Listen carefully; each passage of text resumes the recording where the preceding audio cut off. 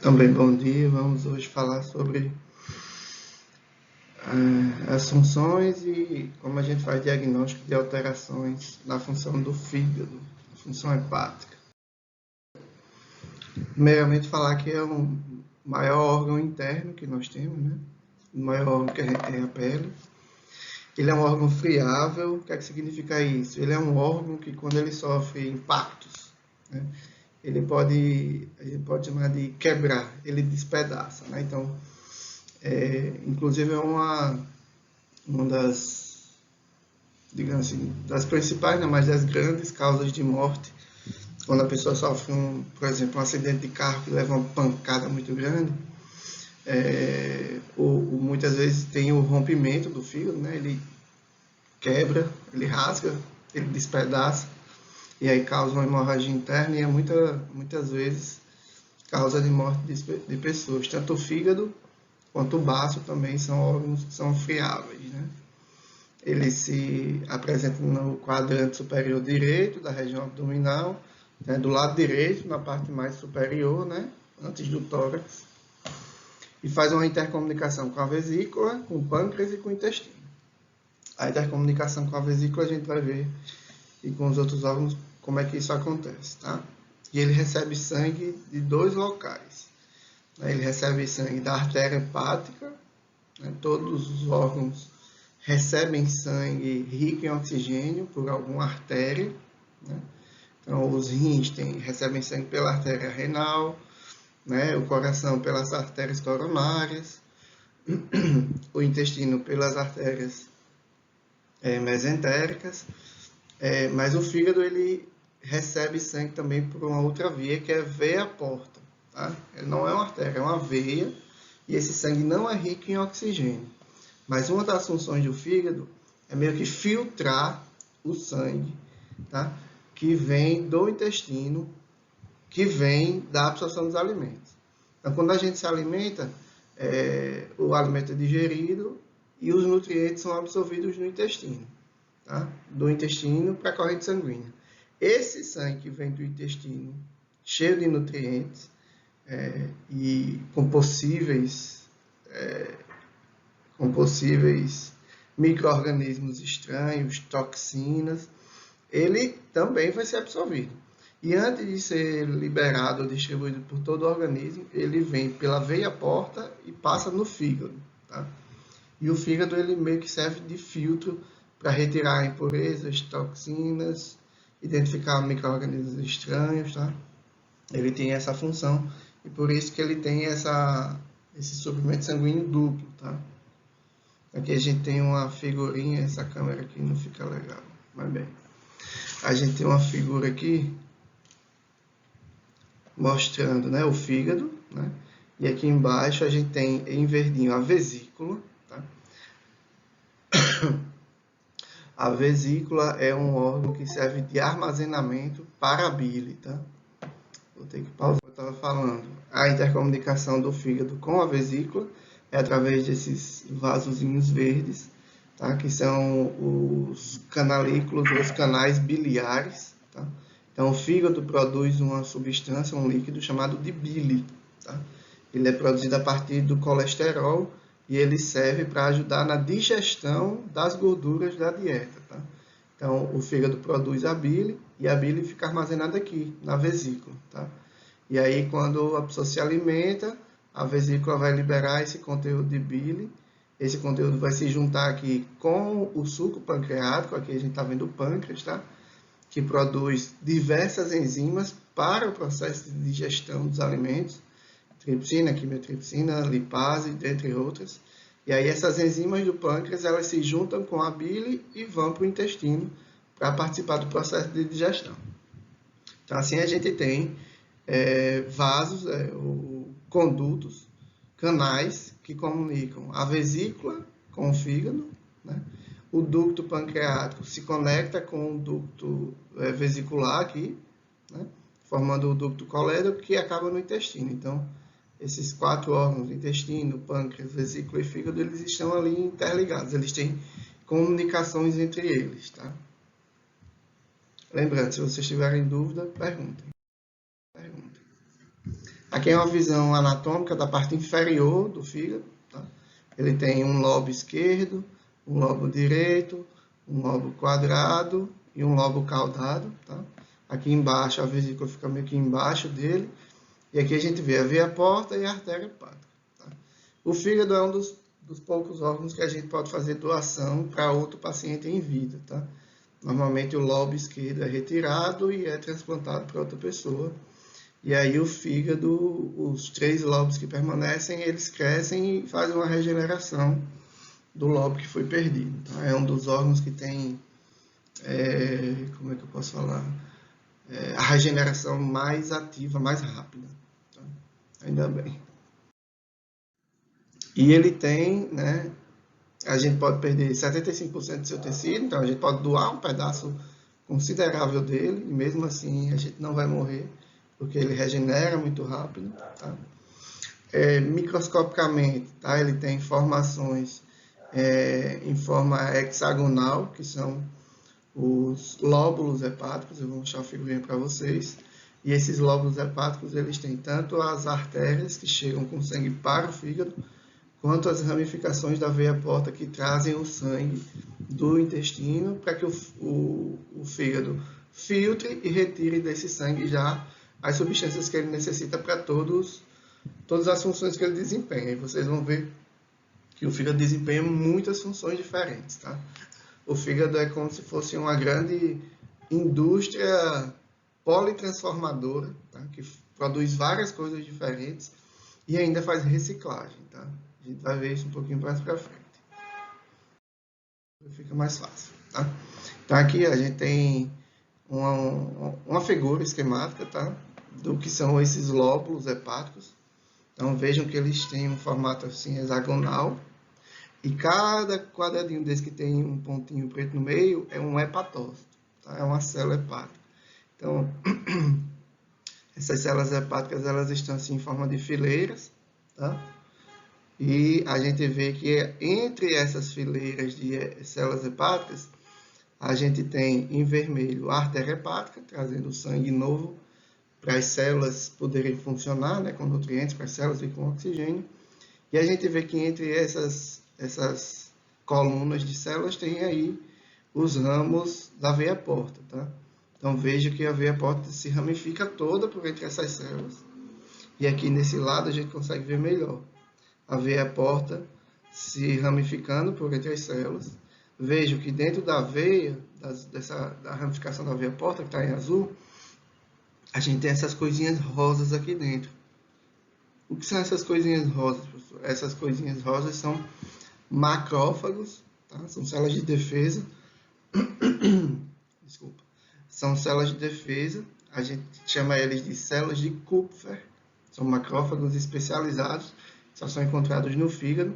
E esses macrófagos, eles são a primeira linha de defesa para retirar aquelas coisas estranhas que eu falei para vocês que podem vir no sangue do intestino. Então, toxinas bacterianas, dentre outros vírus, bactérias, tudo isso, essas células de Kupffer vão tentar identificar, retirar da circulação e desenvolver uma resposta contra essas coisas estranhas. Tá? Então, essa passagem inicial pelo fígado é muito importante. Aí a gente também tem a artéria hepática aqui, né? Passando também, distribuindo sangue novo para as células do fígado funcionarem. E a gente tem esses canalículos verdes, né? Então vejam que ó, a veia porta e a artéria hepática, ela está junto com os canalículos biliares aqui, nessas pontas dos lóbulos, tá? Sendo que o sangue, ele vem na veia hepática e na artéria hepática, na veia porta e na artéria hepática, ele vem do meio e se distribui para dentro desse lóbulo, tá? Enquanto que o que está vindo nos canalículos verdes é bile, que cada hepatócito está produzindo bile. Então, esses canalículos, eles pegam a bile que está sendo produzida e levam para esse ducto biliar aqui no meio. E aí, os vários ductos biliares que estão ao longo dos milhares, milhões de lóbulos, se juntam e levam essa bile lá para a vesícula, para ficar armazenada. Tá? Então, como eu falei, as células hepáticas elas ajudam a assimilar as substâncias nutritivas e excretar materiais residuais e toxinas. Tá? Então, lá no fígado a gente tem essa função, além da metabolização de drogas, né, de medicamentos. Toda vez que a gente toma um medicamento, ele vai ser expulso do nosso corpo. Por quê? Porque ele é uma substância estranha. Então, ele vai se manter numa concentração por um nível, enquanto a gente estiver repetindo as doses, para que o medicamento exerça aquela função, mas o organismo vai expulsar ele, porque ele é estranho. E quem participa mais desse processo é o fígado. O fígado faz reações químicas com a molécula do medicamento para alterar a função dele, para fazer com que ele fique mais fácil de ser eliminado e para que ele seja inativado. Tá? Então, ele é muito versátil, tem muitas funções. Vou mostrar. Então, ó, ele filtra, como eu já falei para vocês, e armazena sangue. Então, a gente tem um volume de sangue que fica armazenado no fígado. Tá? Ele faz metabolismo de açúcares. Então, ele armazena o glicogênio. O glicogênio é um carboidrato de reserva que é produzido e armazenado no fígado e nos músculos quando a gente tem excesso de glicose. Então, toda vez que a gente se alimenta, a nossa glicemia aumenta. Tá? Por quê? Porque, óbvio, se a gente não estiver fazendo uma dieta zero carboidrato. Mas o carboidrato que a gente ingere da alimentação, ele aumenta a glicose é distribuída pelo corpo, e o excesso dela, que não foi necessário, vai ser armazenado. E ela é armazenada na forma de glicogênio, no fígado e nos músculos. Mas o fígado é o principal reservatório. Ele também converte a galactose e a frutose. A galactose é o açúcar do leite e a frutose é o açúcar das frutas, falando de uma forma mais simplificada, e ele transforma isso em glicose. Tá? E essa conversão é necessária porque as reações químicas para gerar energia, que é o ATP, elas funcionam a partir de glicose, elas não funcionam a partir de galactose e frutose. Tá? E o fígado também faz um processo chamado de gliconeogênese. O que é esse processo, professor? É um processo onde, por exemplo, os nossos tecidos eles têm preferência em usar os açúcares para gerar energia. Mas o nosso organismo também tem a capacidade de usar lipídio para gerar energia. E no final de tudo, ele também pode quebrar a proteína para gerar energia. Mas como a glicose e os açúcares são a melhor fonte, né? A mais limpa, digamos assim, das fontes de energia que a gente tem, o nosso organismo ele consegue pegar lipídios, transformar em glicose para gerar energia. Ele também consegue transformar aminoácidos, que são as partes da proteína, em glicose para gerar energia. E esse processo químico é a gliconeogênese. É a formação de glicose a partir de outras substâncias que não são açúcares, como lipídios e proteínas. Quem faz isso? Ele também metaboliza gorduras, ou seja, ele queima gordura, né? Ele participa da oxidação dos ácidos graxos para obter energia. Então, ele pega a gordura e queima para gerar energia. Ele sintetiza grande parte do colesterol e dos lipídios que a gente utiliza no nosso corpo, que a gente tem no nosso corpo. Tá? O colesterol é importantíssimo, ele faz parte da membrana de todas as células, ele é base para a produção de muitos hormônios, como os hormônios sexuais e os hormônios adrenal, tá? E além, né, de outros lipídios que têm funções essenciais. E ele também pode fazer síntese de gordura a partir de proteína e carboidrato. Então, assim, o fígado ele consegue transformar carboidrato em gordura, carboidrato em proteína, proteína em carboidrato, gordura em carboidrato. Ele consegue interconverter esses 3 grupos de moléculas dentro da necessidade do organismo. Essa síntese de gordura, por exemplo, não é uma coisa muito boa, né? Eu reclamava disso. Mas eu nem como tanta gordura, por que eu engordo tanto? Porque a nossa camada de gordura lipídica é gordura, é lipídio, né? E aí o que é que o organismo faz? Excesso de glicose é transformado em glicogênio como reserva. Mas existe um limite para guardar glicogênio. Tá? Então, quando a gente já está no limite das reservas de glicogênio, já está tudo cheio, e se existe ainda excesso de glicose, essa glicose tem que ser armazenada de alguma forma. O que é que o organismo faz? Pega a glicose e transforma em gordura e guarda naqueles locais que a gente não gosta muito, como a barriga, o culote, né? Aqueles locais, aquelas banhinhas que ficam no nosso corpo gordinho. Isso quem faz é o fígado também. Ele metaboliza proteínas, tá? Transforma aminoácidos de um em outro. Ele pega a ureia, que é um produto de degradação de proteína, e transforma que é uma substância que é bem tóxica. Ele transforma em substâncias menos tóxicas para ser eliminadas, e a amônia também, que é muito tóxica. Ele transforma substâncias mais tóxicas em menos tóxicas para serem eliminadas principalmente pela urina.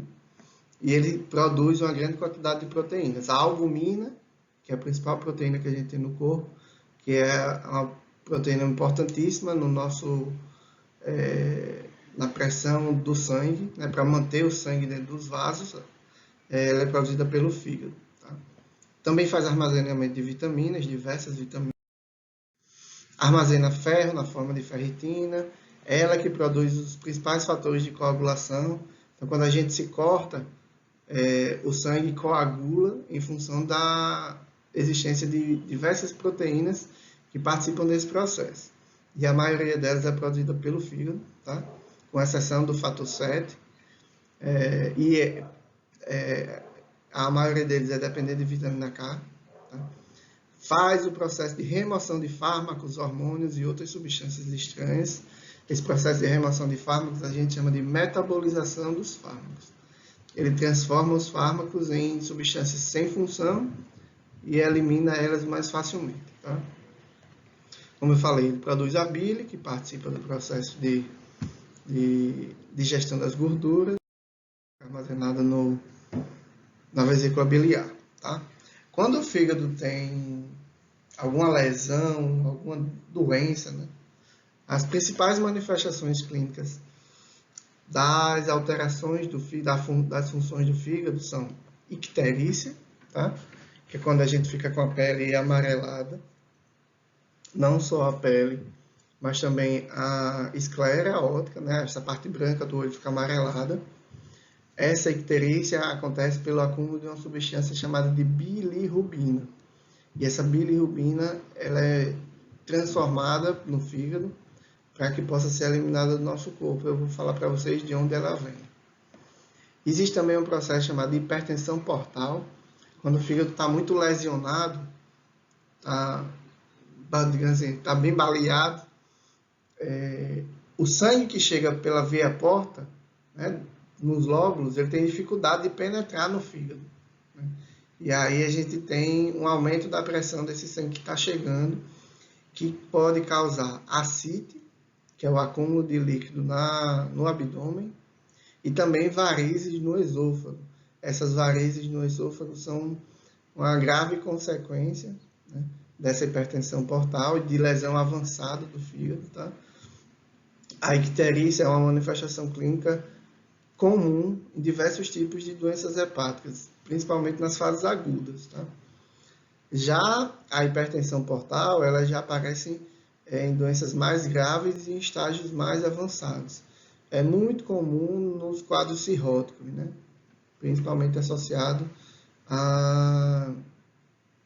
ao alcoolismo crônico.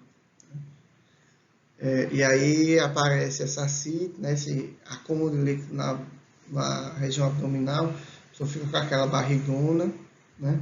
Mas não é gordura, é líquido. E as varizes no esôfago são veias, né? São vasos que estão no esôfago, e vão sofrendo um processo inflamatório e vão ficando varicosadas, igual varizes de perna, que são aquelas veias quebradas. Bom, fica bem parecido, né, nos vasos do esôfago. Só que lá o problema pode ser mais complicado, porque quando essa variz se rompe, ela causa uma hemorragia interna e a pessoa não consegue identificar esse processo. É bem complicado. E aí, à medida que o quadro vai agravando, aparece a insuficiência hepática, que é quando essas funções que o fígado desempenha reduzem bastante, isso pode causar uma encefalopatia. O que é uma encefalopatia? É uma alteração que gera inflamação no cérebro. Muitas vezes essa encefalopatia está relacionada ao acúmulo de substâncias tóxicas que vão ficando no corpo, porque o fígado não está conseguindo jogar elas para fora, não está conseguindo metabolizar essas substâncias para colocar para fora do corpo. E aí elas vão acumulando, acumulando, e uma das principais substâncias é a amônia. Tá? Na encefalopatia, o paciente fica com dificuldade de falar, de se movimentar, de reconhecer as pessoas, dentre outras coisas. Tá? O metabolismo dos medicamentos fica alterado, então você tomava o medicamento todo dia para pressão, como o fígado não está funcionando bem, ele não vai ser eliminado e ele vai começar a acumular no organismo. E aí vai vir as reações adversas, os efeitos colaterais tóxicos da intoxicação por aquele medicamento que ele não está sendo eliminado. E aí vão aparecer anormalidades endócrinas, as concentrações hormonais vão ficar todas doidas, anormalidades nutricionais, imunológicas e hemostasia alterada. Então, todas aquelas funções que o fígado desempenha vão progressivamente sendo alteradas e diminuindo. E muitas alterações vêm acontecendo. Essas alterações aqui, da hipertensão portal para baixo, elas acontecem mais nos casos crônicos e mais graves. Tá? Aqui é uma figurinha, uma fotinha de um paciente com insuficiência hepática, né, fulminante, né, onde a função do fígado está praticamente zero. Então, ele tem hemorragia, porque não está produzindo fator de coagulação. Ele está com a pressão muito baixa, por quê? Porque o fígado não está produzindo albumina, que é a principal proteína que retém líquido no sangue. Como a albumina diminui muito, o plasma sanguíneo ele sai de dentro do vaso e vai para os tecidos. A pessoa fica toda inchada e a pressão cai muito. Tá? Ele fica suscetível a infecções, porque o sistema imune não está tendo as proteínas que necessita para desenvolver a resposta imune. Aí está mostrando esse raio-x com uma pneumonia, né? Ele fica predisposto a infecções, edema cerebral, alteração do nível de consciência, que é a encefalopatia. Ele fica com bradicardia, tá? Ele fica com o coração batendo bem fraco. Por quê? Porque tem pouco sangue, né? Função renal também diminuída por essa alteração hematológica. E tem uma coisa que é interessante que os médicos fazem para avaliar esse paciente. Aqui na mão dele tem uma setinha com o nome flapping. Tá? O que é esse flapping? Esse flapping é uma alteração que aparece na encefalopatia hepática e que o médico faz a avaliação quando está suspeitando disso. Então, ele pede para a pessoa segurar a mão, vocês podem fazer aí. Você pega a sua mão, com a outra mão você puxa a sua mão para trás, tá? Na hora que você solta, a mão vai e fica, tá? Num paciente com encefalopatia hepática, a perda do controle dos músculos, né, faz com que quando o paciente solta a mão fica balançando, ele não consegue controlar. Então, esse movimento de balançar é chamado de flapping. Tá? Aqui outras alterações no paciente cirrótico. Então, tem alterações endócrinas, que no outro não apareceu. Então, um homem com ginecomastia, com crescimento das mamas, porque não está produzindo hormônio masculino, por causa da função hepática diminuída, os testículos estão diminuídos, a barriga está crescida por causa do acúmulo de líquido, né, que é a ascite. O fígado está crescido também, tentando compensar as funções diminuídas. Tá? Tem várias alterações aqui relacionadas à diminuição da função do fígado. Edema de membro inferior, então as pernas estão inchadas. O que é que tem mais aqui? Ginecomastia. Aí você falou para ter hepática, não dá para ver, né? Icterícia, então a pele está amarelada e muitas vezes coça também, gera prurido. Tá? E a principal causa disso aqui é é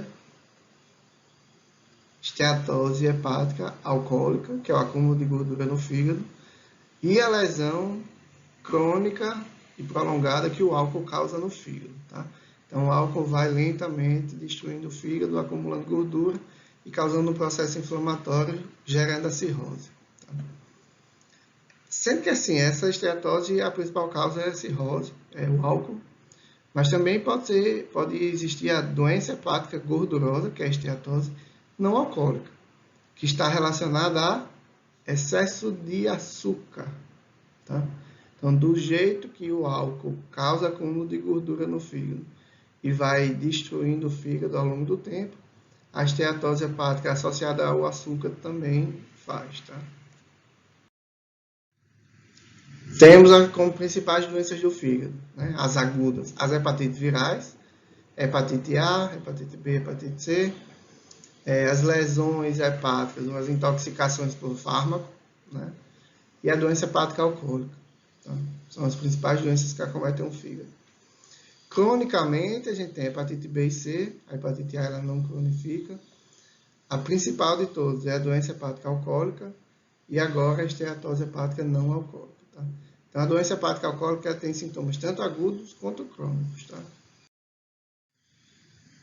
Hepatite A é uma hepatite viral, né, que a pessoa se contamina através da alimentação, né, alimentação ou água contaminada com fezes, né, um vírus eliminado pelas fezes, e muito associado à falta de saneamento básico, de condições mínimas de viver, né. Ela não cronifica, tá? E normalmente a pessoa desenvolve uma imunidade natural, mas graças a Deus hoje já tem vacina para hepatite A. Porque a hepatite A, se não cuidada rapidamente, ela pode levar a criança a óbito. E a principal faixa etária afetada são as crianças. Temos a hepatite B, né, que é transmitida principalmente por contato sexual e vertical. O que é contato vertical, professor? Ou transmissão vertical? É a transmissão que acontece durante o parto da mãe para o bebê. Né? Ela tem uma forma crônica que é bem devastadora e complicada de tratar. Né? A hepatite B ela tem um tratamento caríssimo, prolongado e que, dependendo do momento em que é diagnosticado, o tratamento tem bons resultados. Tá? Mas é uma doença que tem vacina. Né? É uma vacina de 3 doses. Você toma uma dose hoje, a segunda dose depois de 30 dias e a terceira dose depois de 6 meses. Essa é uma vacina que é obrigatória para todos da área da saúde, inclusive vocês que vão estagiar a partir do próximo semestre. É exigido que todos tenham vacina para hepatite B para entrar em estágio. Tá? E temos também a hepatite C, que está mais associada ao uso de drogas injetáveis, compartilhamento de seringa, transfusão sanguínea. Também pode acontecer transmissão vertical da mãe para o bebê durante o parto. E essa aqui é a pior de todas, que não tem vacina, o tratamento é muito complicado e ela é sorrateira ou silenciosa. Muitas vezes a fase aguda da hepatite B ela não causa icterícia. E aí o médico não suspeita de uma hepatite. Né? Então a pessoa tem diarreia, tem vômito, febre, tem aquele mal-estar, né? Vai para o hospital, é medicada, não perde nada para hepatite e a pessoa dá uma melhorada. Só qual é o problema? O vírus continua no fígado e vai destruindo o fígado e você não vai percebendo. Quando os sintomas começam a aparecer novamente, já são sintomas mais graves, já são, vou dizer 10, mas 8, 10 anos depois daquele primeiro episódio. E quando o médico vai investigar, a lesão do fígado já está bem avançada. Então é uma doença bem complicadinha. Existem diversos grupos pelo mundo tentando desenvolver vacina para hepatite C. Mas a prevalência não é tão grande. É muito associada à questão do uso de drogas. Então, é um pouco negligenciada por alguns governos. A maioria dos usuários são usuários de droga, deixa morrer. E a gente pode pensar assim. mas ela é um pouco escanteada por esses motivos. E aí a gente tem hepatite alcoólica, álcool, hepatite tóxica, a principal causa é o paracetamol. Tem raramente hepatites isquêmicas por falta de sangue, tá? Por trombose na artéria hepática. E a esteatose hepática alcoólica e não alcoólica também são bem complicadas, tá? Professor, apareceu aqui a AST, 2 vezes a ALT. A AST e a ALT são duas enzimas hepáticas que aumentam no sangue quando está tendo algum tipo de lesão, agressão ao fígado. Quando está tendo lesão no fígado, elas aumentam. Quando essa lesão é crônica, o AST está mais alto do que o ALT, quando é na fase crônica. Quando é na fase aguda, o ALT está mais alto do que o AST. E normalmente nas hepatites tóxicas ou hepatite medicamentosa por paracetamol, o AST está bem mais alto do que o ALT, porque ele demora para acontecer. O que é a cirrose? É a destruição do fígado, e aí o que vai sendo regenerado é apenas fibrose, é uma deposição de colágeno, ele não forma mais hepatócitos novos. O transporte de sangue fica comprometido, assim como a capacidade deles secretarem substâncias e de exercerem sua função. A hipertensão portal é alteração inicial, com ascite, a barriga grande, a ginecomastia, o desenvolvimento das mamas por causa de alterações hormonais. E as principais características laboratoriais são a redução do número de plaquetas, o aumento do tempo de protrombina, que é uma alteração da coagulação, é como a gente avalia se a coagulação do sangue está normal ou não está normal. E o AST, a razão AST-ALT é maior do que 1, ou seja, o AST está muito mais elevado do que o ALT, indicando a cronicidade dessa doença, o quadro crônico. A cirrose é sorrateira, ela vai lentamente, depois de muito tempo, quando aparecem as alterações são percebidas, a cirrose já está bem avançada. Porque ela vai causando alterações leves, que a gente não percebe tanto.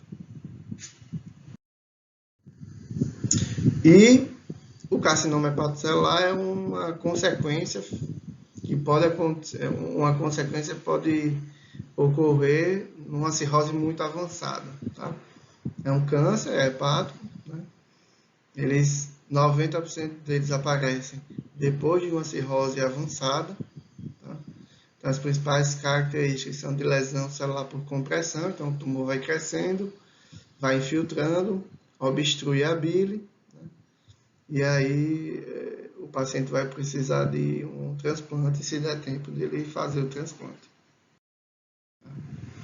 E aí, como é que a gente faz para avaliar a função desse fígado?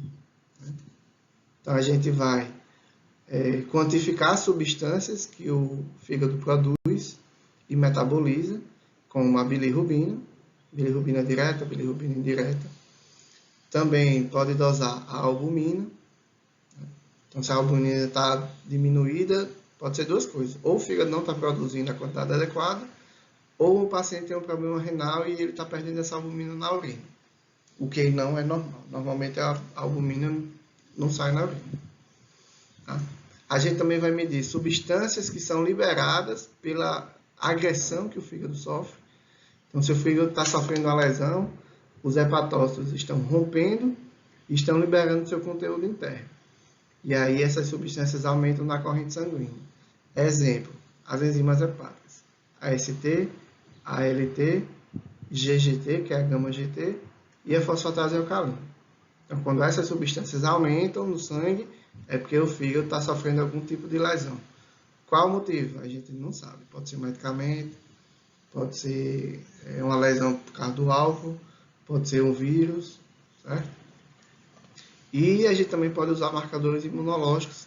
E esses marcadores imunológicos vão servir para a gente definir se a suspeita for uma hepatite viral, saber qual é o vírus. Se é o vírus da hepatite A, B ou C. Tá? Então, aqui a gente tem os principais marcadores para avaliar a função hepática, a bilirrubina, as proteínas, né, incluindo a albumina. A gente também pode dosar os fatores da coagulação, só que isso aqui só é feito nos casos mais graves, tá? E ele serve de prognóstico. Se o caso é muito grave e os fatores da coagulação estão diminuídos, isso é indicativo de um mau prognóstico. Como assim? É pouco provável que esse paciente melhore. Tá? Se os fatores da coagulação é um caso grave, os fatores da coagulação estão normais, então ele tem um bom prognóstico. Então é provável que ele melhore. É mais provável que ele melhore. E a gente tem as enzimas hepáticas, ALT, AST, gama-GT e fosfatase alcalina. Então esses aqui são marcadores de lesão. Tá? Enzimas, marcadores de lesão. Esses outros aqui são marcadores de função. Tá? Se a função de metabolização está funcionando, se a função de produção de proteína está funcionando e se a função de produção dos fatores de coagulação está funcionando. Se essas funções estão alteradas, é muito ruim, né? Porque as funções do fígado estão diminuindo. O que a gente pode ver muitas vezes é as enzimas hepáticas elevadas e essas funções normais. Então, está tendo lesão, mas essas lesões ainda não chegaram a alterar a função. Porque o fígado é um órgão versátil, ele consegue mobilizar rapidamente para manter as funções. Quando essas enzimas estão aumentadas e essas funções aqui estão diminuídas, é porque o caso já está mais avançado, tá? Já está mais grave. E aqui os marcadores imunológicos, tá? Para saber se é hepatite A, a gente tem 2 anticorpos, o anti-RAV total e o anti-RAV IgM, o IgM de fase aguda. Então a gente sabe se está no início da hepatite A e aqui a gente sabe se já está no final.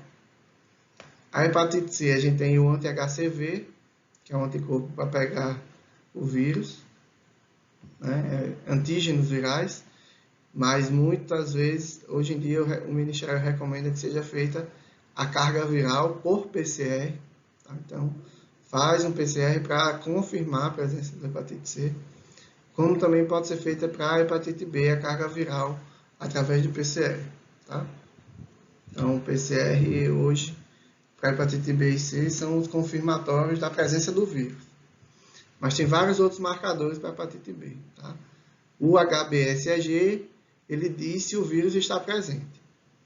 O HBeAg, o AG, pessoal, é de antígeno. São de pequenos pedaços do vírus. Tá? Então, esses testes identificam pequenos pedaços do vírus. Se ele identifica os pedaços do vírus, é porque o vírus está presente. O HBsAg diz que o vírus está presente e o HBeAg diz que o vírus está se multiplicando. Tá? Aí o anti-HBs é um anticorpo produzido pelo sistema imune da gente contra o vírus. Quando ele dá positivo, ou a gente se vacinou e a vacinação deu ok, ou a gente está curado da hepatite B que a gente teve. Tá? Assim como também o anti-HBC e o anti-HBe. Bilirrubina. Vou falar um pouquinho sobre ela para a gente entender a importância dela. Entender o que é a bilirrubina direta, o que é a bilirrubina indireta. Tá? Então aqui a gente tem uma molécula de bilirrubina, tá? Essa molécula grande aqui. Vocês podem ir decorando, que eu vou cobrar na prova. Tá? Mentira. Essa molécula de bilirrubina, pessoal, ela é muito lipofílica. Ela não tem afinidade por água. Tá? Ela é, digamos assim, vou usar outra palavra, ela é meio oleosa. Ela não se mistura bem com a água. Tá? E a gente vai ver que essa bilirrubina aqui, a gente vai chamar ela de bilirrubina indireta, lá na frente. E ela é chamada de bilirrubina não conjugada. Tá? De onde vem essa bilirrubina? Essa bilirrubina vem da destruição das hemácias. Tá? Então, nós temos milhões de hemácias na nossa corrente sanguínea. Milhões não, bilhões. Né? E as hemácias elas vão ficando velhas. Tá? Dentro das hemácias, a gente tem uma molécula chamada hemoglobina. E a hemoglobina é responsável pelo transporte de oxigênio. Quando as hemácias ficam velhas, elas são retiradas da circulação E elas são recicladas. O ferro da hemoglobina é retirado para ser usado numa nova molécula de hemoglobina. E tem uma parte da hemoglobina, que é a protoporfirina, que é transformada em bilirrubina. Tá? Então, a bilirrubina vem da hemoglobina das hemácias velhas. Então, sempre tem uma produção de bilirrubina no nosso organismo. Porque sempre tem hemácia velha sendo destruída e sempre tem hemácia nova sendo produzida. Só que essa bilirrubina ela não é reutilizada para produzir novas hemoglobinas. Tá? Então, ela precisa ser eliminada do nosso corpo. Porque ela não pode acumular. Então, só que ela é muito lipofílica, ela não tem muita afinidade pela água. Então, ela não consegue, por exemplo, ser transportada livremente no sangue e ela tem uma dificuldade extrema de ser eliminada pela urina. Então, ela precisa ser transformada para que ela fique mais hidrofílica, ela tem mais afinidade pela água. E como é que isso acontece? Acontece uma reação de conjugação. Aqui embaixo, essa câmera está atrapalhando um pouquinho. A gente tem a molécula da bilirrubina, tá? Igual aqui em cima, só que tem mais coisas nessa molécula, que é isso aqui, ó. Esse radical glicuronídeo e esse outro radical glicuronídeo aqui no outro lado. Então, essa bilirrubina não conjugada, que não tem boa afinidade pela água, e que lá na frente vai ser chamada de bilirrubina indireta, quando ela chega no fígado, ela é conjugada. Ela recebe a conjugação de dois grupos glicuronídeos. Vejam que esses grupos glicuronídeos são ricos em oxigênio, oxigênio, oxigênio, oxigênio, oxigênio. Tem muitos oxigênios. E são esses dois grupos glicuronídeos ricos em oxigênio que aumentam a afinidade da bilirrubina pela água.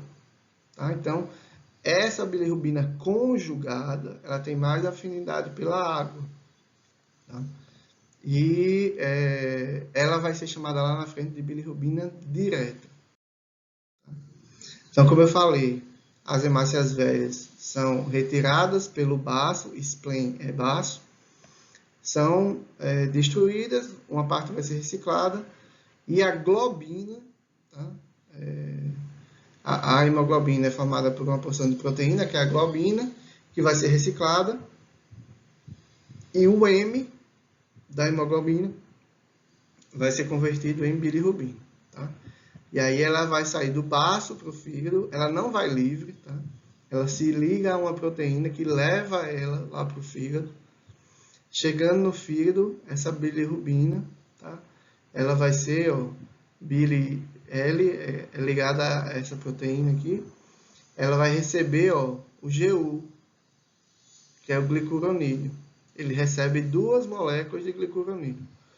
A bilirrubina mais o glicuronídeo e a bilirrubina com o glicuronídeo recebendo o outro. Então, ó, ela tem dois glicuronídeos. Então, ela vai ser conjugada dentro do hepatócito, dentro do fígado, e vai ser jogada lá na bile.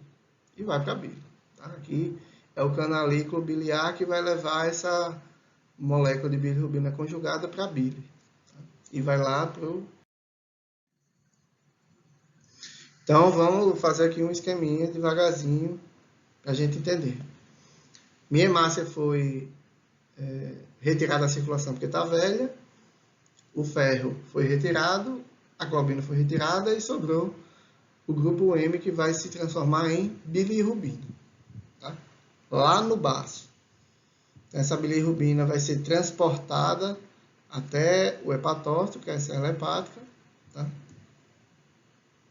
E essa enzima aqui vai transformar essa bilirrubina livre, ou bilirrubina não conjugada, em bilirrubina conjugada. Primeiro ela coloca um glicuronídeo, depois ela coloca o segundo glicuronídeo. Agora eu tinha bilirrubina não conjugada, que é uma bilirrubina com pouca afinidade pela água, e aqui eu tenho uma bilirrubina conjugada, que tem mais afinidade pela água. Não é um açúcar que dissolve fácil, mas ela tem mais afinidade pela água. E aí, depois disso, essa bilirrubina conjugada vai para a vesícula biliar, para a bile. Lá na bile, a bile vai para onde? Vai para o intestino, certo? para ajudar na digestão das gorduras. Quando ela vai para a bile, essa bilirrubina conjugada, quando ela vai para o intestino, a bile vai para o intestino, a bilirrubina conjugada, ela vai ser metabolizada pelas bactérias que tem lá no intestino da gente. E vai se transformar em urobilinogênio, tá? Essa substância vai se transformar em estercobilinogênio e estercobilina. Então, a bilirrubina vai passar por transformações químicas. Vocês não precisam saber etapa por etapa disso não, tá? Essa bilirrubina vai se transformar em estercobilina. E o que é que a estercobilina faz? Ela dá cor às nossas fezes, tá? Então, é essa substância que dá cor às nossas fezes. Essa substância aqui, urobilinogênio, ela pode ser absorvida do intestino para a corrente sanguínea de novo, tá? Então, ela vem para a corrente sanguínea e quando ela é filtrada nos rins, porque uma hora ou outra ela vai passar no rim, através da filtração do sangue, esse urobilinogênio vai participar de uma outra reação química e vai formar urobilina. E o que é essa substância? É a substância que deixa o nosso xixi amarelo, tá? Então, o xixi amarelo e as fezes marrons vêm de duas substâncias que são produzidas a partir da bilirrubina, tá? E isso é importante porque em algumas situações de doenças hepáticas ou de obstrução da vesícula, a gente tem alterações relacionadas a isso, tá? A excesso de urobilina ou falta de estercobilina. Tá? Até aqui, dúvidas? Tem que ter alguma dúvida aí. Professor, Oi. eu ia perguntar sobre quem já fez uma cirurgia de gordura no fígado. Pode ter retirado?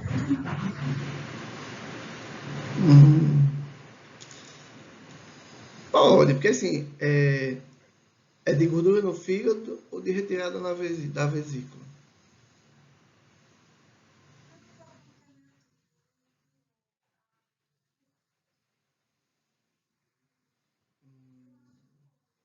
Ele não tirou a vesícula, não? Porque assim, a gordura no fígado, que é a esteatose hepática é o acúmulo de gordura no fígado.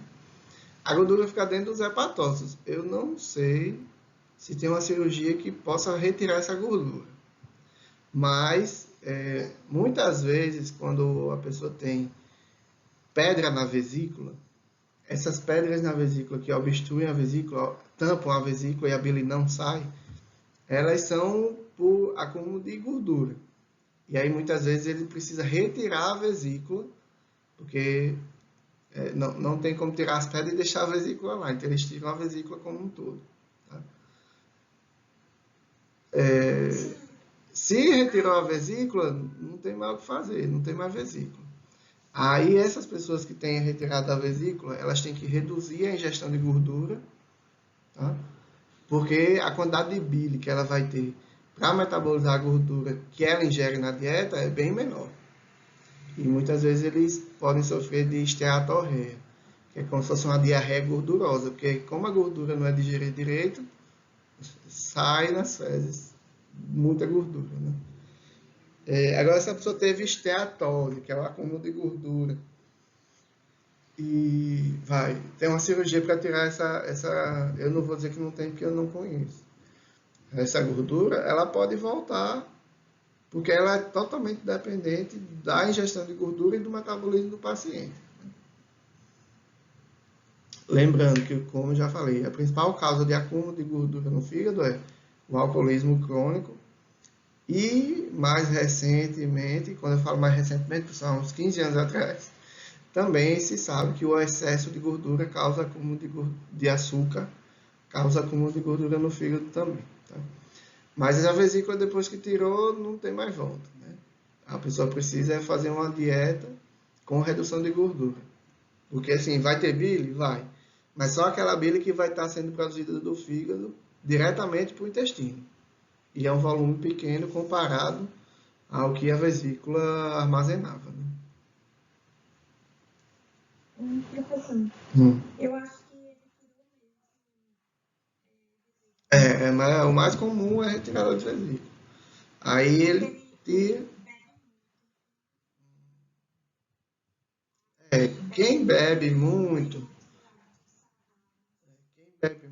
tem uma tendência a formar pedra na vesícula, porque o álcool, ele é uma substância que, apesar de misturar com a água, ele desidrata o organismo. E aí, uma desidratação é um fator que precipita a formação de pedra e até de cálculo renal. Então, depois que tira a vesícula, não tem mais o que fazer. Ele não tem mais aquele local para armazenar uma grande quantidade de bile. Tá? E aí, ele tem bile? Ainda tem, o fígado continua produzindo. Mas ele vai produzir e vai jogar direto no intestino. E aí, obviamente, ele vai ter uma quantidade menor de bile para participar do processo de digestão das gorduras. Então, tem que fazer uma dieta de redução de gordura. Não dá para fazer um feijãozinho verde com queijo coalho, uma comida assim bem gordurosa, pode gerar uma consequência bem ruim. A pessoa tem uma diarreia gordurosa, é complicado. Eu só me lembro de um episódio que eu presenciei num casamento de uma. Você já ouviu falar em Xenical?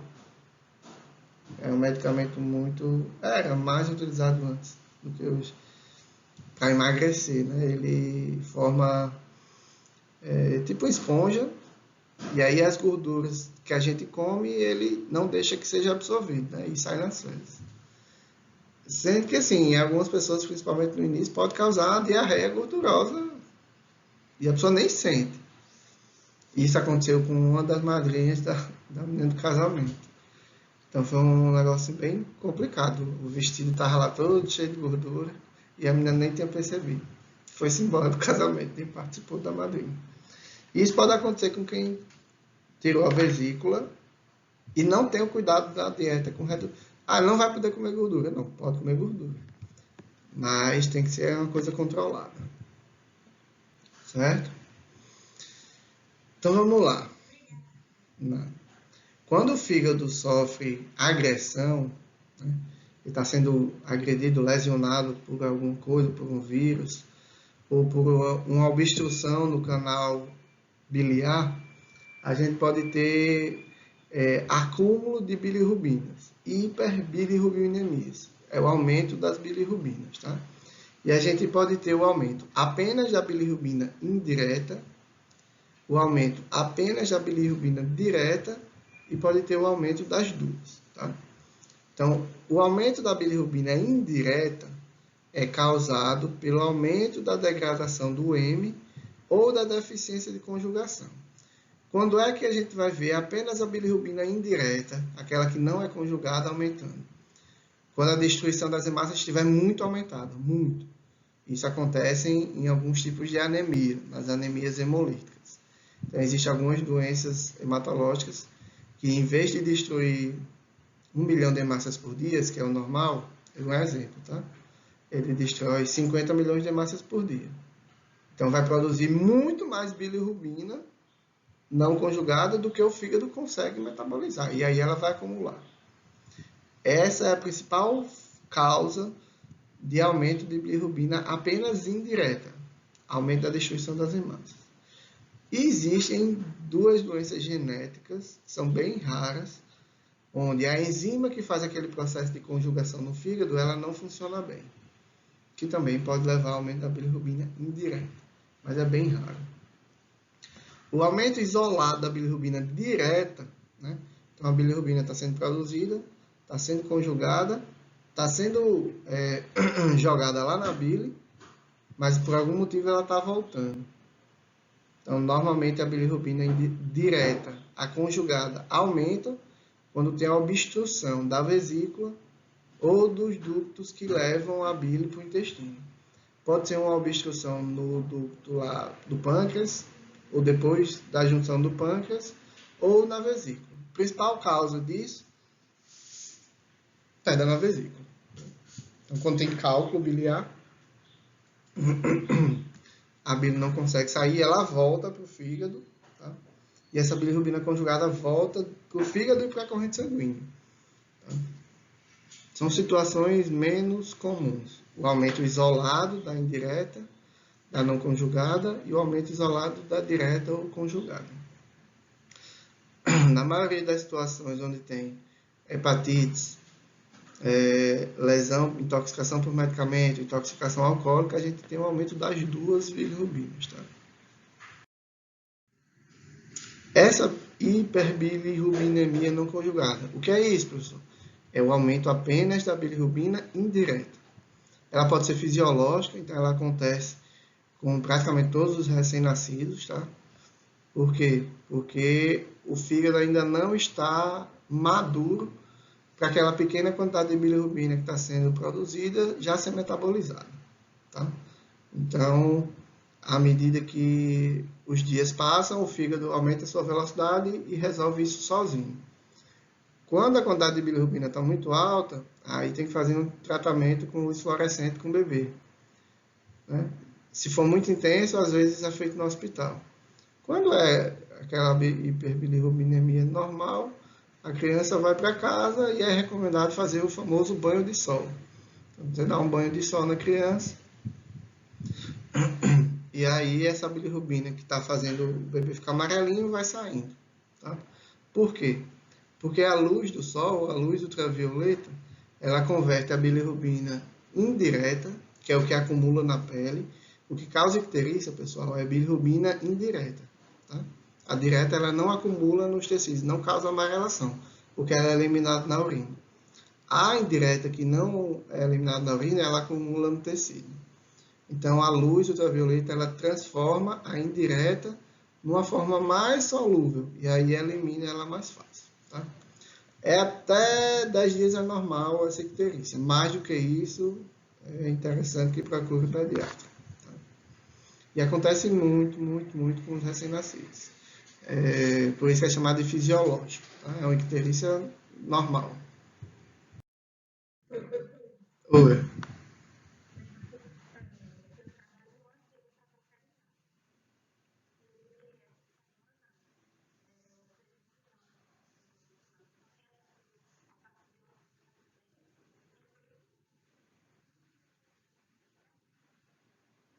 Tá.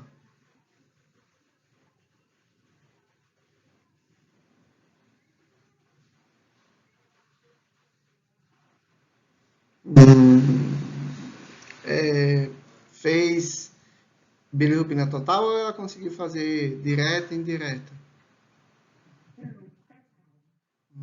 Total complica um pouquinho de interpretar. É,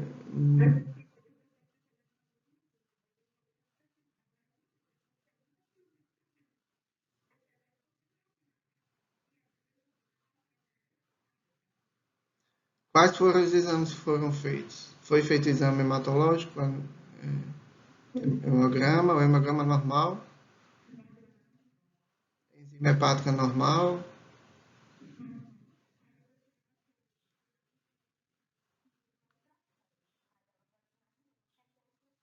Hum. Sem saber direto e indireto, fica um pouquinho complicado de até sugerir alguma coisa, né?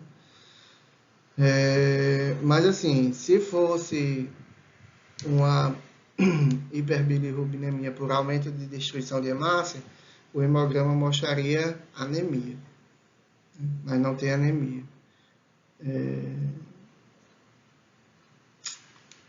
Bem, não tem anemia, é difícil ser uma bilirrubina indireta. Pode ser um aumento de bilirrubina por obstrução biliar. O cocô está normal, a cor.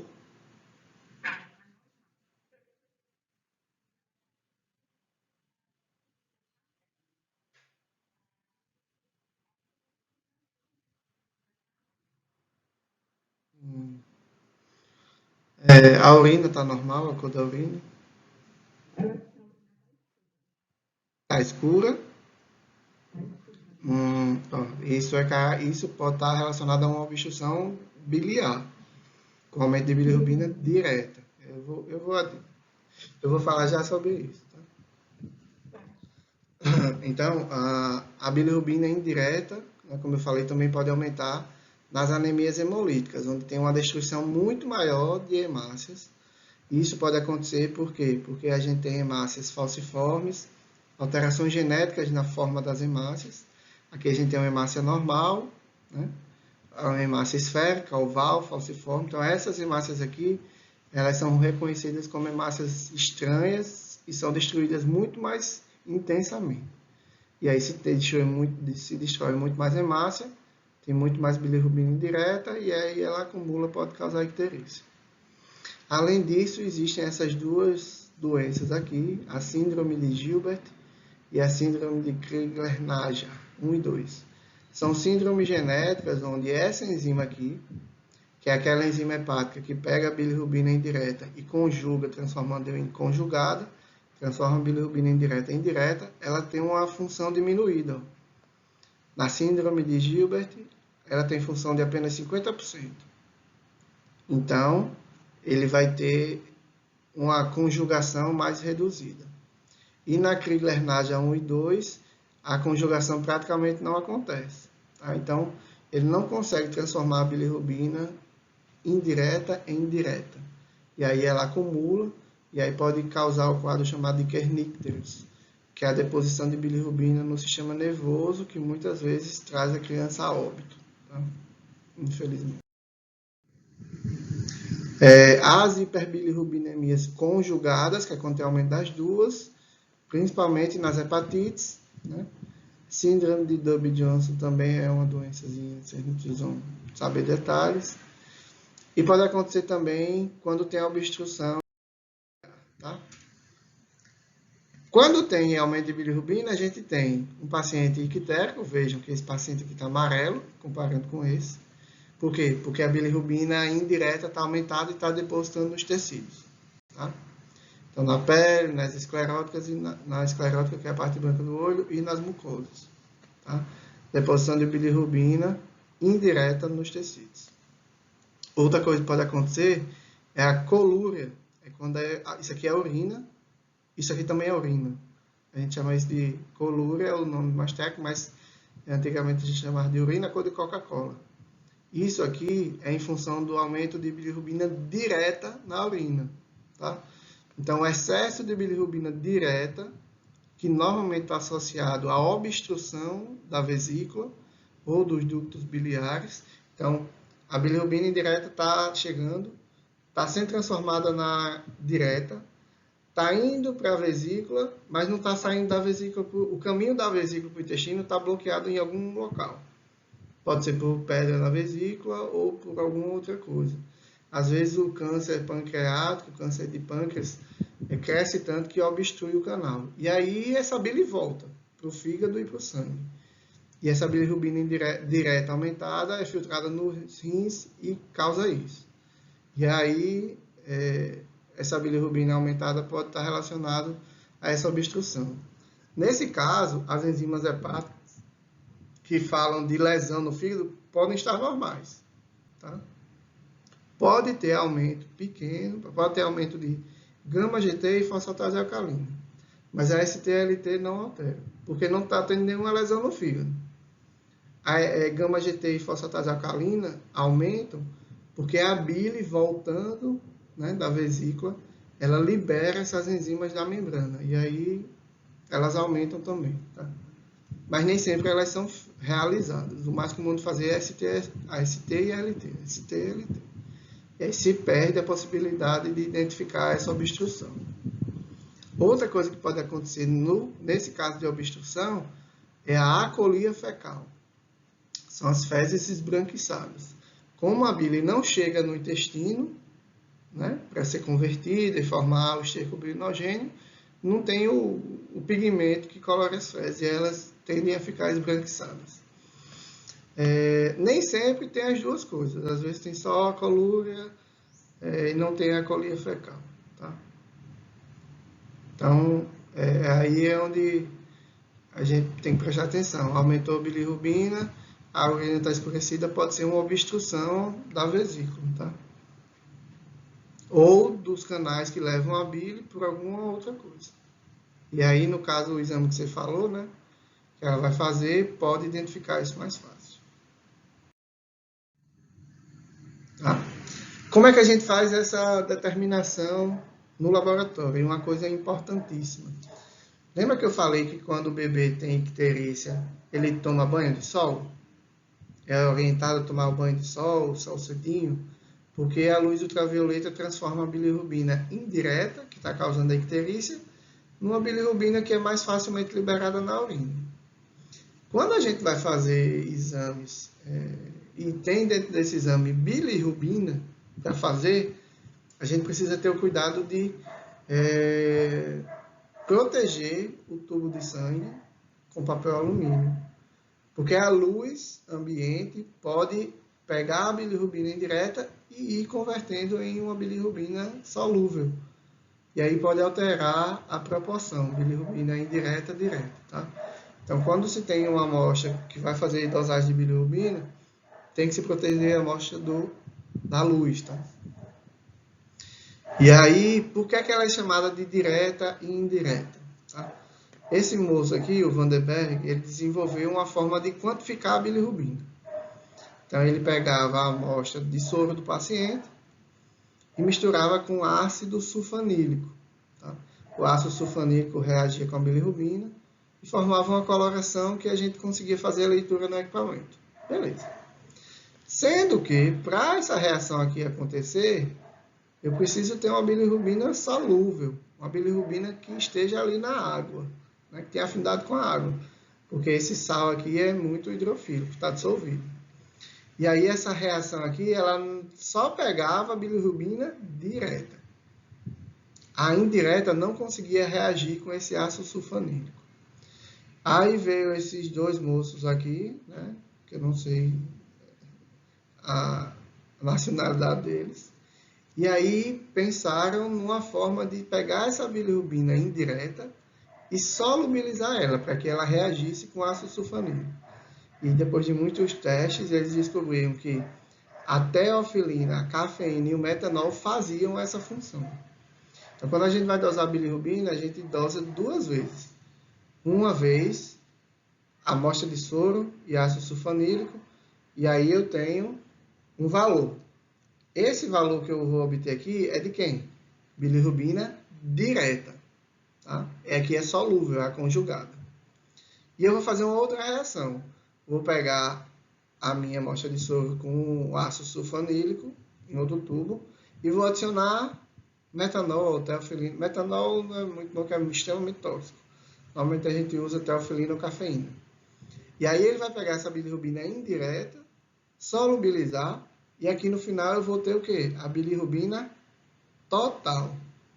Então, primeira reação, soro mais ácido sulfanílico, bilirrubina direta, ou conjugada. Bilirrubina mais ácido sulfanílico mais cafeína, bilirrubina total, porque eu transformei a indireta na direta. E aí eu pego a bilirrubina total, diminuo da direta e eu vou ter a indireta, que é a não conjugada, é aquela que não reage bem com a água.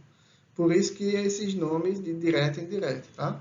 A bilirrubina conjugada, eu doso de forma direta. A bilirrubina não conjugada, eu preciso fazer um cálculo para saber ela, por isso que é chamada de indireta, tá? Dúvida? E aqui os valores de referência, tá? A quantidade de bilirrubina é bem pequena, tá? A gente também pode fazer essa detecção de bilirrubina na urina, através de uma fitinha que a gente coloca dentro da urina e ela altera a cor se tiver excesso de bilirrubina. Tá? E também a gente pode detectar o urobilinogênio. O urobilinogênio sempre tem, mas se ele estiver aumentado na urina, isso é indicativo de excesso de bilirrubina. Tá? Fatores da coagulação. A gente dosa normalmente com kits imunológicos, tá? Tipo ELISA. Tá? Os fatores da coagulação, mas a gente faz antes a avaliação do tempo de protrombina. É um teste de coagulação que vê quanto tempo leva para o meu plasma coagular. Tá? E aí, se esse tempo está aumentado, indicativo de que a coagulação está atrapalhada, não está funcionando bem. Qual é o problema disso? Fatores da coagulação, tempo de protrombina, são marcadores de prognóstico. Se tem alteração desses fatores de coagulação, se tem aumento desse tempo de protrombina, porque não está produzindo bem os fatores da coagulação, é um péssimo prognóstico. Isso indica que talvez o paciente não saia daquele quadro grave de cirrose ou de carcinoma. Se os fatores da coagulação estão beleza, está produzindo, não tem alteração aqui na coagulação, então isso é um indicativo, um bom indicativo, talvez o paciente consiga sair daquele quadro. Tá? E aí, por último, vem a avaliação das lesões. Tá? Então, vamos prestar atenção aqui nessa figura. Nessa figura eu tenho um hepatócito. Tá? A gente tem aqui, ó, que organelas são essas aqui que eu estou indicando?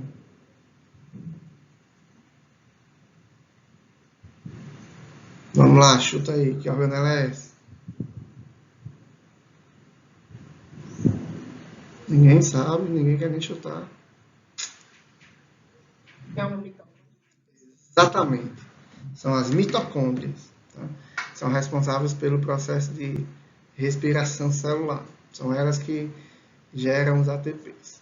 Então, ligado nas mitocôndrias, a gente tem uma bolinha azul. Essa bolinha azul é quem? ASTM.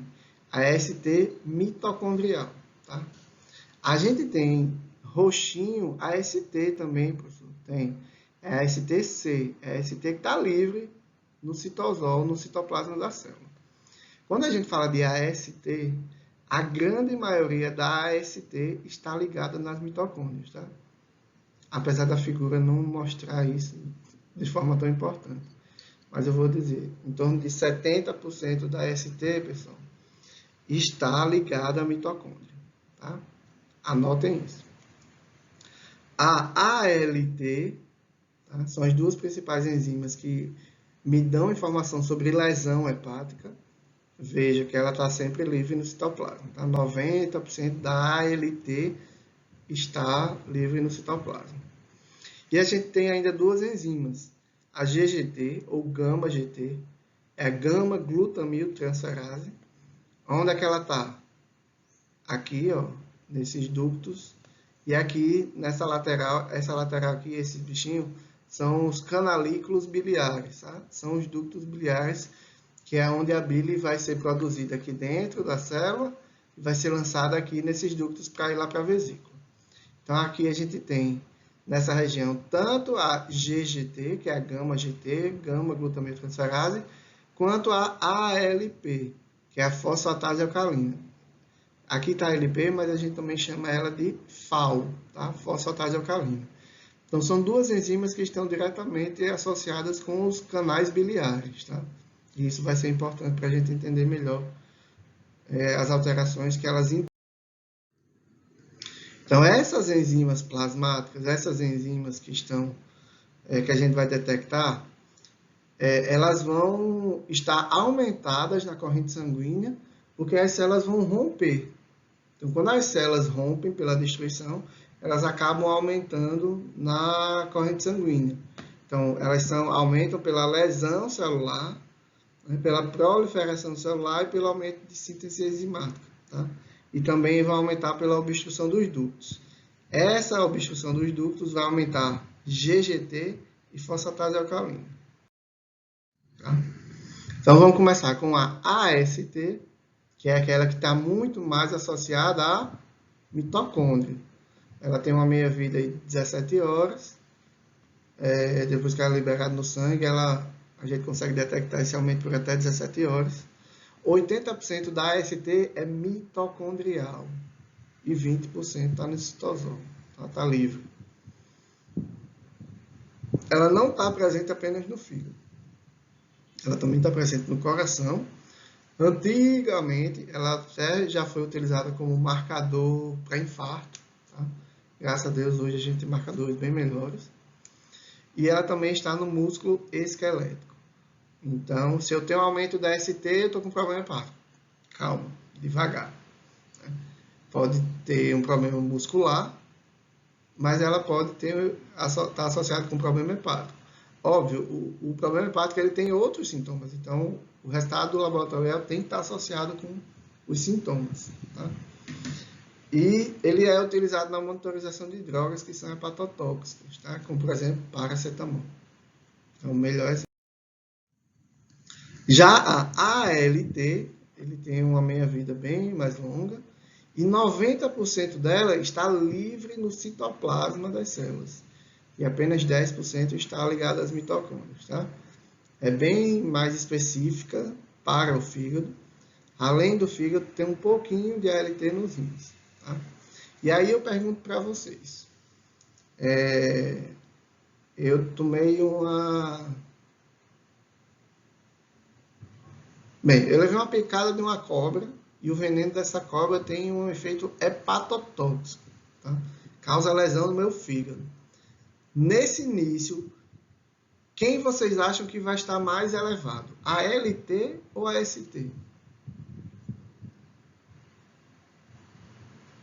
O veneno da cobra vai destruir todos não, né? Vai começar a destruir os meus hepatócitos. Quem vai aumentar mais? A ALT ou a ST?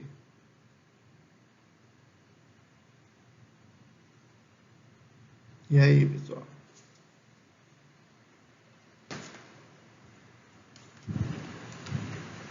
Ninguém? Todo mundo foi lanchar? Nem me chamaram para lanchar.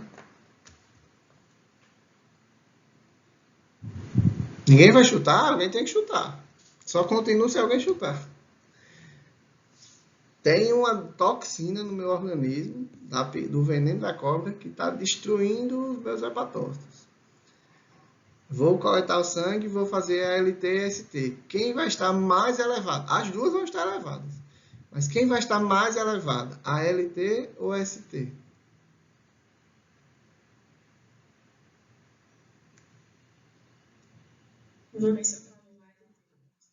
A LT? Tá. É porque eu não consigo ver o chat, tá? Se vocês colocarem no chat, eu não consigo ver. Mais alguém? Quem concorda com Vanessa?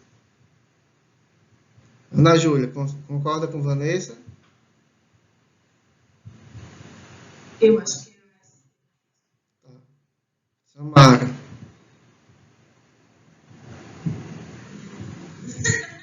Chuta, mulher, é pra chutar. Vocês não é pra saber, não. Vocês estão aprendendo agora. Mais alguém?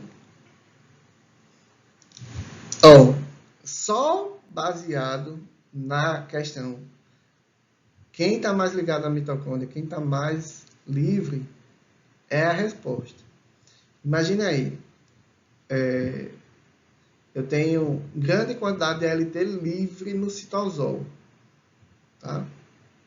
E quando a célula rompe, essa grande quantidade de LT no citosol já está livre para ser detectada pelo teste. A grande parte da ST vai sair também? Vai. Mas grande parte da ST vai estar ligada ainda na membrana da mitocôndria. Então, eu não consigo detectar essa ST que está ligada na mitocôndria. Só consigo detectar a parte que está livre. Então, nesse momento inicial agudo, as duas aumentam, mas a LT aumenta muito mais. Por quê? Porque 90% da LT está livre. A AST está ligada na membrana da mitocôndria ainda. Então, essa AST vai aumentar mais quando tiver crônico. Tá? No quadro crônico, normalmente mais associado a cirrose, ou depois de 15 dias, a gente tem uma inversão. A LT que estava no citosol já não está tão alto, e a ST que estava ligada na mitocôndria foi sendo desligada da mitocôndria pela destruição da própria mitocôndria. Então, na parte crônica, a gente vai ter um aumento maior de AST e menor de ALT. Na fase aguda, no início, a gente tem um aumento muito maior de ALT do que de AST. Tá? Isso aqui, a partir dessas observações, foi criado o coeficiente de de Higgs. Esse coeficiente, eu vou pegar o valor da AST e vou dividir pelo valor da ALT. Se o valor for maior do que 1, ou seja, a ST era maior do que a LT, é porque é um quadro crônico. Se o valor de AST dividido por ALT é menor do que 1, ou seja, tem muito mais ALT, é porque é um quadro agudo. Então, é uma relação que muitas vezes, na maioria das vezes, se faz. Tá? Os valores de referência são os mesmos para ST-LT de 10 a 35. A maioria dos kits usa esse valor. Entenderam? Oi.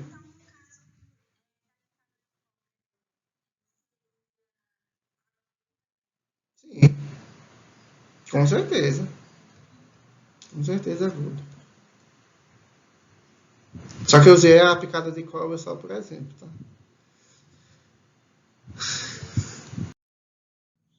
Então, o que é que a gente vai ter? Tá? A ST e a LT vão me dar que informação? Que os meus hepatócitos estão sendo destruídos, estão sofrendo lesão, tá? Porque a célula vai romper e as enzimas vão ser liberadas. Na fase aguda, o aumento maior é de ALT.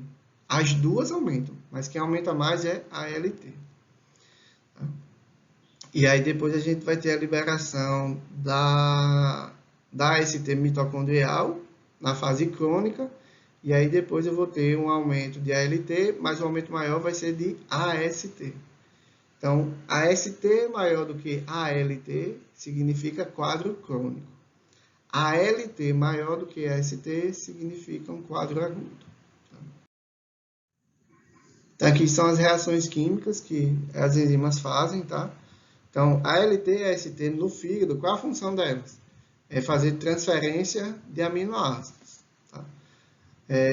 ALT significa alanina aminotransferase. É uma enzima que transfere um grupamento amino do aminoácido alanina. Tá? Ela transfere um aminoácido, o grupo amino da alanina para o alfa-cetoglutarato e transforma a alanina em glutamato. E a AST transfere aspartato aminotransferase. Ela pega um radical amino do aminoácido aspartato, transfere para o alfa-cetoglutarato e forma um outro aminoácido que é o glutamato. E são reações que são dependentes de vitamina B6. Tá? E assim, a gente pega no laboratório, a gente repete essa reação aqui. Tá? O reagente químico faz uma repetição dessa reação aqui e a gente determina no espectrofotômetro a atividade dessas enzimas. E a gama-GT e a fosfatase alcalina? Essa FAO aqui, lá atrás, foi chamada de ALP, tá? Na figura. Então, essas duas enzimas, elas estão aqui, ó. Lembra que elas estavam ligadas aos ductos biliares? Tá? Então, quando a gente tem uma vesícula com cálculo, ó, a bile que vem daqui do fígado, ela não vai conseguir entrar aqui, ou ela vai voltar. E essas enzimas que estão ligadas à membrana, elas vão ser liberadas, elas vão se soltar da membrana por causa dos ácidos biliares que tem na bile. Tá? Então, as substâncias que tem na bile vão soltar essas duas enzimas da membrana celular e aí essas duas enzimas elas vão aumentar. Não necessariamente tem uma lesão, não. Mas o acúmulo de bile libera as enzimas da membrana em função das substâncias que tem. Ela solubiliza, ela solta as enzimas que estão presas na membrana. E aí elas aumentam na corrente sanguínea. Tá?